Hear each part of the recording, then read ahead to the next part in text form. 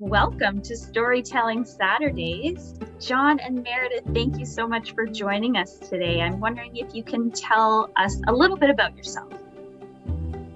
Well, thank you, Candace. I was born and raised in Toronto, and I've practiced law here for over 45 years.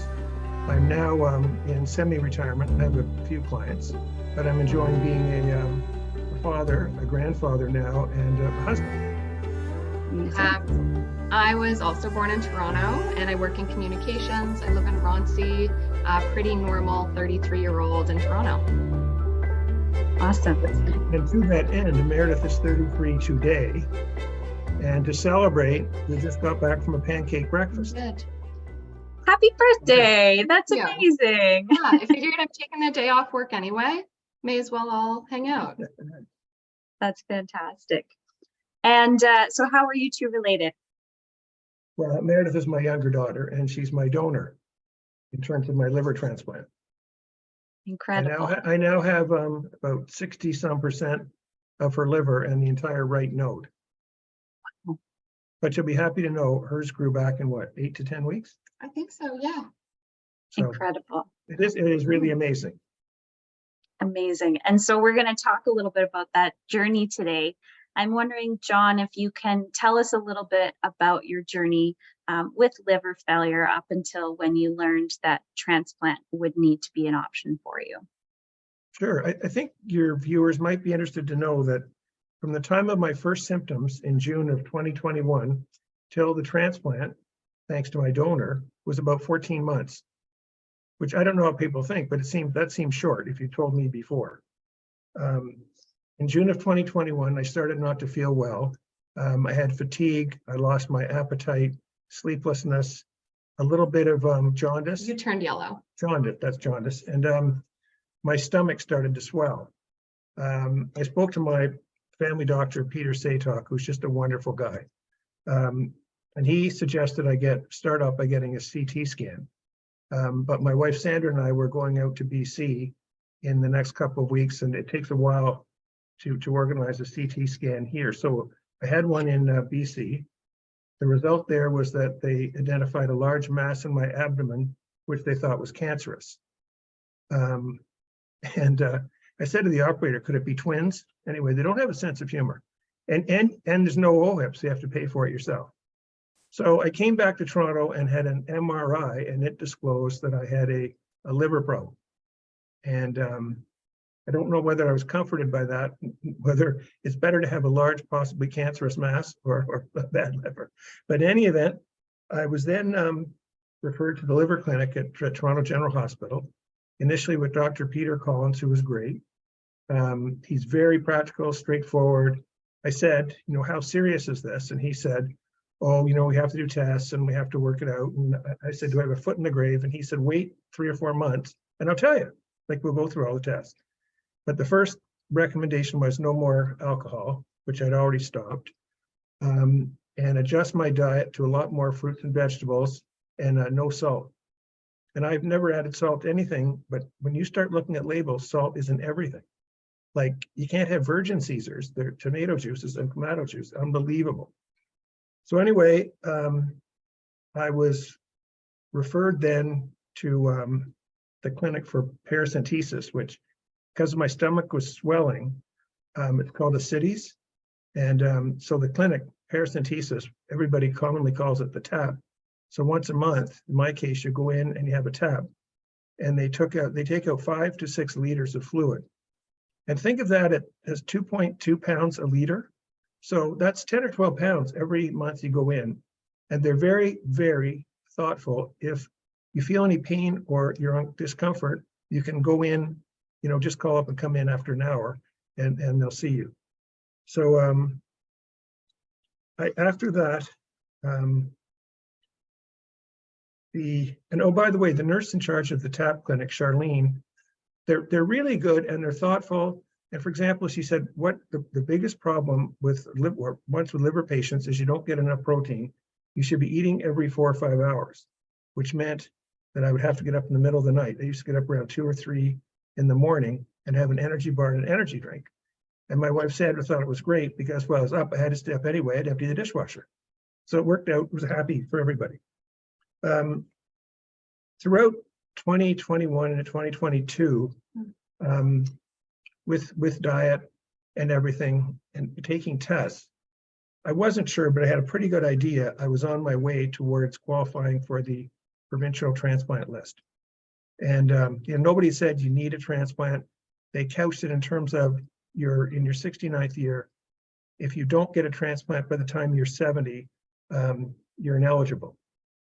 I checked that with a couple of doctors I know, former chairs of the UHN, and they said that's not true. It depends on, that's not like an ironclad rule. Yes, 70 is sort of a guideline, but some, you're as healthy as, say, maybe a 55-year-old, whereas a 55-year-old was too old. But in any event, you cannot get a transplant in Ontario unless both the donor and the recipient are on the list, which I found interesting. I didn't know it was that formal. So I had The last step. well, the last step, but before the last step, but that they do stress tests. Yeah. They do heart imaging. They do, like, there's a whole bunch of range of tests, which I think you had the same ones. And the last one was to have a heart stent. So they did that at TGH. I had the stent, I think it was a Monday morning. So do you say because you had a partial blockage, it wasn't part of the process, it needed to be fixed to make you ready for surgery? Well, there was a discussion as to whether it was essential or like it was necessary or desirable, but it was desirable. So anyway, I got the stent. It was a Monday. Sandra and I went to the cottage on, like I said, Thursday. It was Friday morning, early morning. She found me on the floor, passed out in a pool of blood, called an ambulance. The EMTs came, they gave me the paddles to restart my heart, took me into, I just want to get the correct name of, well, it's the Georgian Bay General Hospital in Midland. And I stayed there for, 4 or 5 hours. And then they moved me to Barrie, to the Royal Victoria Regional Healthcare Center. And when I was there, I was unconscious for 5 days. So that's the lead up to before I was formally told I had a transplant, needed a transplant. And at that point, it was 50-50 whether you were going to wake up. Right. Apparently they said to Meredith and Sandra after I was unconscious for like 2 or 3 days that it was a 50-50 chance I would make it. And did they want to call in a priest or somebody to give me last rites? And since I'd had prostate cancer and a prostate operation 10 years before, I'd had last rites. And since I was a perfect state of grace, I didn't need it. So not that I was consulted, but I didn't need it. And you woke up. So it's a good news story. Good news all around. And it was then you got on the transplant list. It was that, Yes, that did. that Monday after you woke up. I qualified for the list. Yeah. Wow, that's a wild journey Wow. that you had to go on. And Meredith, like, how were you and your family feeling at this time? Like, you think he's on this pathway to a transplant and, this is going to make him healthier. And then, you face death with your dad. It was actually this time last year. I think it was last week of 2022 that he woke up. It was pretty incredible. And just his point of view, I think when you woke up was very different and was very big. I don't know if you remember. Well, I thought there was water running down the walls. You were a little loopy for a while. I was adamant that there was a Christmas tree up on the wall, on the ceiling, but yes. No, Yeah, it was a wild week. It puts things into perspective for sure. And so at what point did you know that you wanted to step up as the donor and go through this process for your dad? So he was referred to the liver clinic. I think he called me one night to say, I have, and I think he used the word cirrhosis and said, I don't really like that word.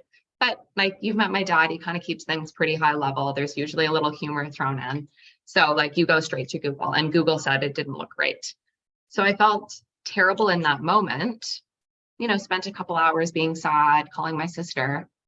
But that night on Google, I found the solution. And I decided I wanted to do it then. And so you applied to be his donor, did you tell him right away that you wanted to do that?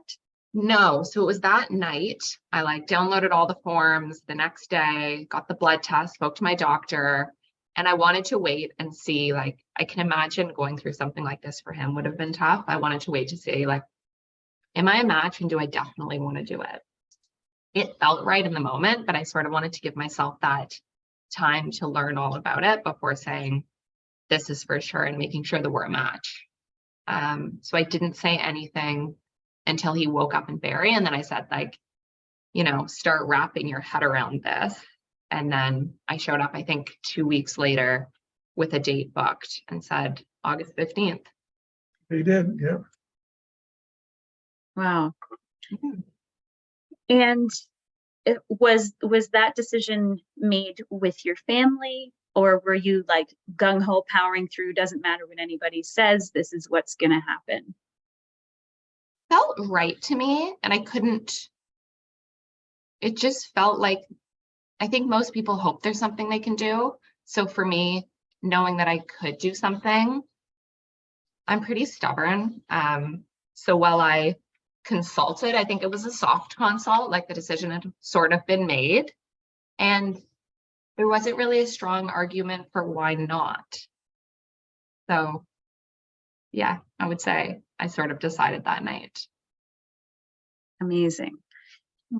And so what about you, John, when you've been through this horrifying thing to be in the hospital and waking up probably not knowing what's going on or where you are, and then your daughter says, hey, like it's me, I'm the one who's gonna be your donor. How did that all feel for you?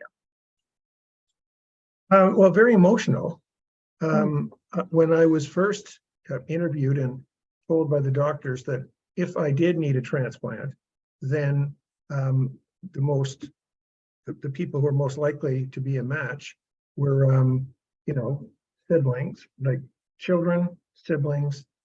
So I said, absolutely not. I'm not going to approach my daughter's family or friends. I would like to be on the list, and I'll wait for a deceased donor, however long that takes. And so, to back up a bit, I was told that if I went on this regime with the diet and ate a lot of fruits and vegetables, and in particular blueberries, that I might be able to get my MELD score down to where nothing would be needed at all. And I don't know if you're familiar with the MELD score, it's an acronym for model for end-stage liver disease. And the scores range from 6 to 40. I range between 15 and 19, sort of depending, I guess, on my diet. And so I didn't budge from there.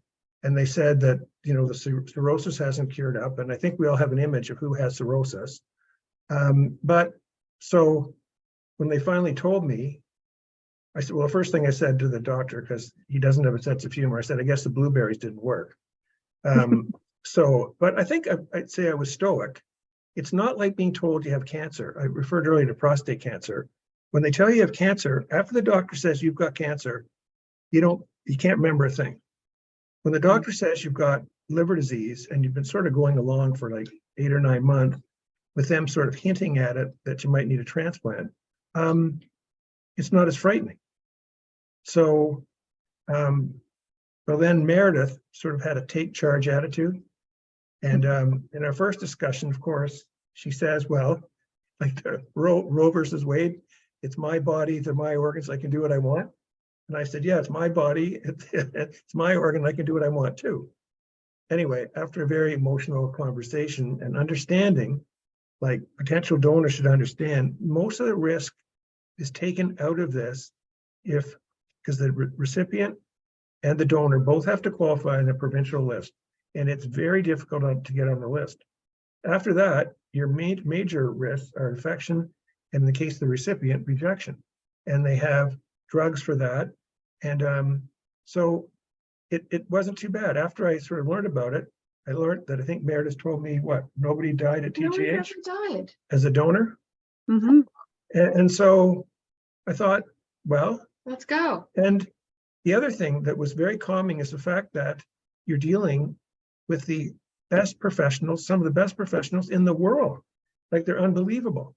So that's how the decision came about.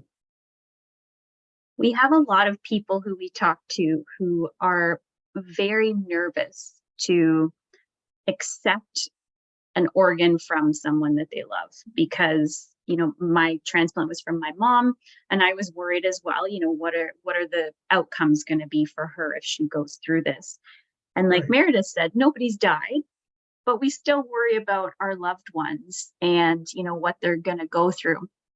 How did you deal with that thought process of knowing your daughter was doing this for you? It was selfless, generous, unwanted. I did my best to say no. But if you know Meredith, I mean, no wasn't an option. And I was heavily sedated. So I don't know. It just It happened. was fast. Like, he woke up June 20th. That's when my workup started. I wanted to give him a month's heads up. So I think I gave him a heads up July 15th for August 15th. And in between then I got COVID and we maybe couldn't do it. And then it was back on. So last summer was really a bit of a wild ride for us. Absolutely. Wow. So Meredith, what was it like when you got the call to tell you you're good, you're going to donate a portion of your liver to your dad? I was relieved, but I always kind of knew that I'd be a match. I found out early on that I was a universal donor, and the biggest sort of consideration was whether my liver was going to be large enough in volume to support both of us. So I remember like hoping and like Googling, like, what makes your liver larger? So from the first time I realized that living liver donation was a thing, it sort of felt like it was going to happen. I could picture myself on the other side. So I didn't want to tell, like, I already sort of knew that I was going to be a match and we were going to do it. So when I found out, I was relieved, but it was sort of what I expected. Mm-hmm. That's amazing. I hear a lot of donors say that, that they just had this feeling that they knew it was going to happen and it was all going to work out. And I'm very happy to hear like that confidence too. So many of our donors have more confidence in it than we do as recipients, I find. It's interesting. Like, have you ever won something and before they say your name, you kind of know they're going to say your name? Do you know that feeling? Okay, well, that's kind of how it felt. You just like sort of know, but you can't say anything, so you don't know for sure. Anyway, it was a relief. I was at work, which was a weird place to be. So I just sort of smiled and walked into my next meeting. And so nobody at work knew what had just happened. I had told my boss, because I needed to take a couple, I think, afternoons to do my workups, and it was on like a day or two's notice. And normally I wouldn't take time on a day's notice. So I let her know. So I think some people knew, but it was very quiet. I kept it, you know. Mm-hmm. And then when did you tell your dad that you were a match? I think all I had left was the like final psych evaluation, because there's a lot to go through, and I was pretty confident I was going to pass the psych evaluation. So I showed up here. I think I had a list of like what was next. I think I wrote it all down for you. And I think there was an email that accompanied the conversation. I think it was on July 15th, I told him. So he woke up around this time last year, 2 weeks. He wasn't in great shape. And then we had that conversation and we had about a month. And Meredith's most impactful statement, or one of them, was, Dad, if you had died, you wouldn't know it, but we would. And you think about it, I wouldn't have known. I mean, if I hadn't woken up after the 5 days, I mean, I'd be none the wiser. Yeah. So that was really something. She said, I'm going to do something about it. So it was difficult to refuse, knowing that we were all in such good hands going forward. Mm-hmm. And how did you feel when you found out that this was actually happening? I guess worried. Not sure, worried about Meredith. I actually met with Dr. Cottrell, who was the lead on her team. and asked if I needed to get a plastic surgeon. And but it's only, her scar's like about like that, and you know, so it's not too bad. But worried. But it all turned out beautifully. So I'm happy to say. Yeah, no, not exactly how we hoped. Yeah, we're you 10 know, months. it was 10 months on June the 15th. So, and things are going great. The post-transplant people are wonderful. The whole team, they're so empathetic, caring, and thoughtful. I was saying it's corny, but they want you to make yourself be a better patient. It's like Jack Nicholson, you know, but they do. You know, they phone and they're concerned, and they read all my blood and stuff, you know, and I can't imagine the amazing people who take the drugs and match them with the enzymes. You would have gotten the printouts of like 33 enzymes and the ranges, and the drugs are adjusted accordingly. And it's amazing from, you know, week to week, and you just watch it narrowing right within range. They're wonderful. Amazing. It is amazing. So post-surgery, how did you both feel? Meredith had it a lot rougher Not great. than I did. I was up, the operation was on Monday. I was up walking around on Tuesday. Coming to bug me. And I went Bugging me in my to room. visit her, and she looked, you can't tell somebody who's just given you like 60% of their liver, they look terrible. But she said, I really feel awful. And I said, oh, I forgot to tell you, they gave you my liver.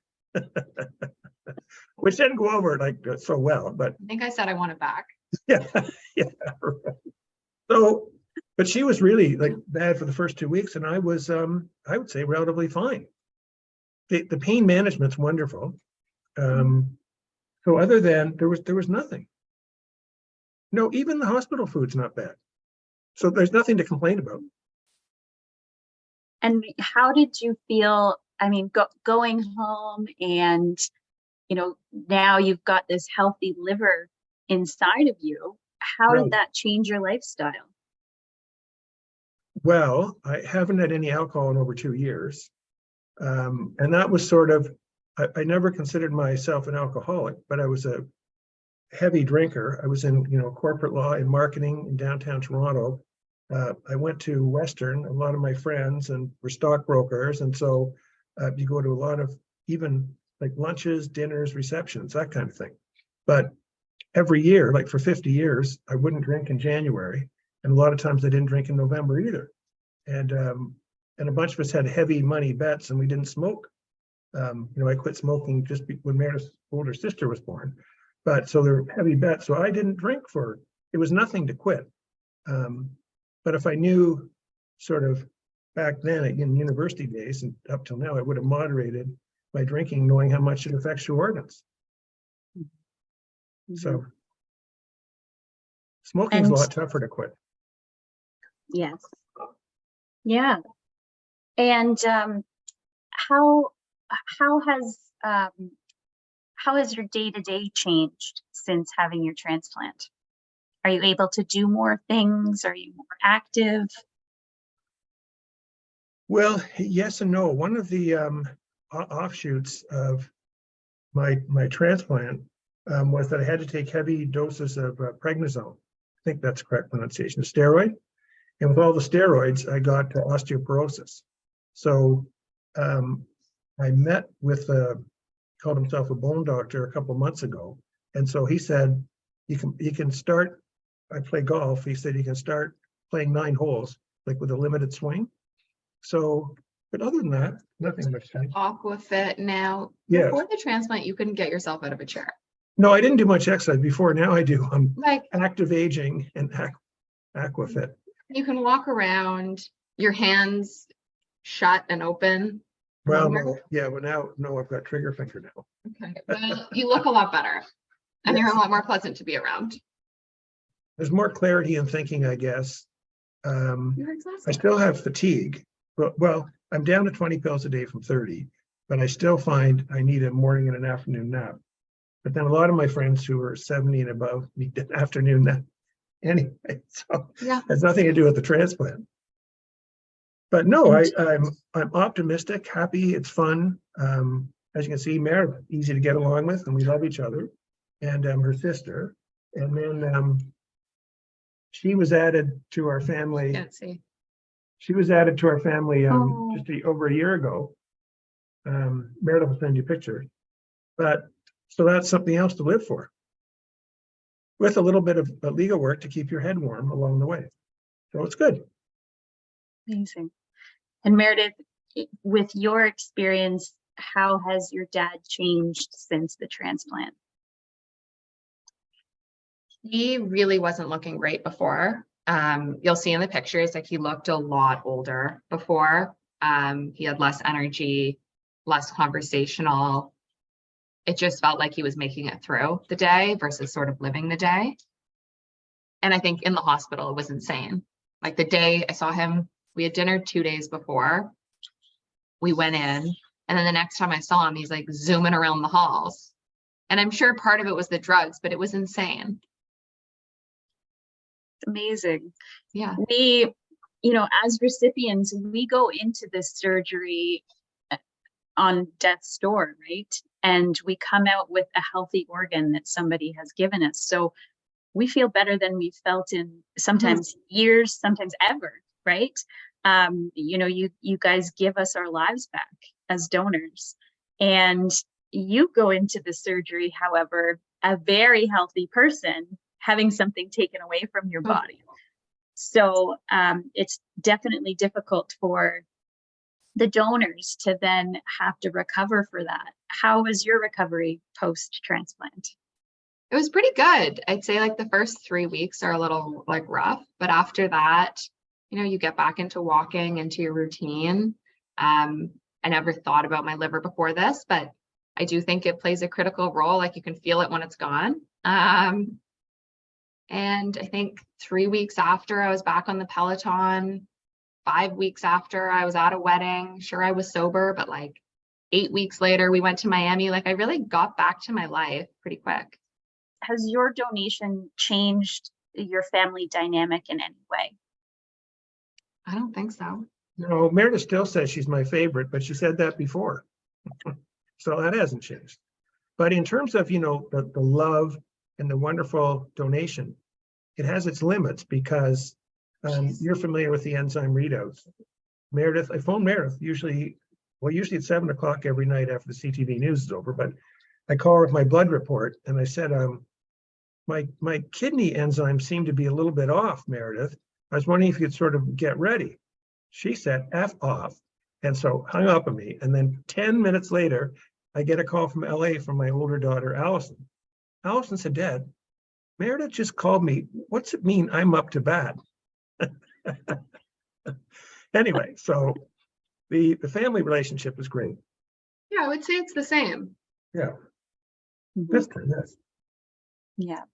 Oh, that's amazing. Why did you guys want to share your journey of what you've been through?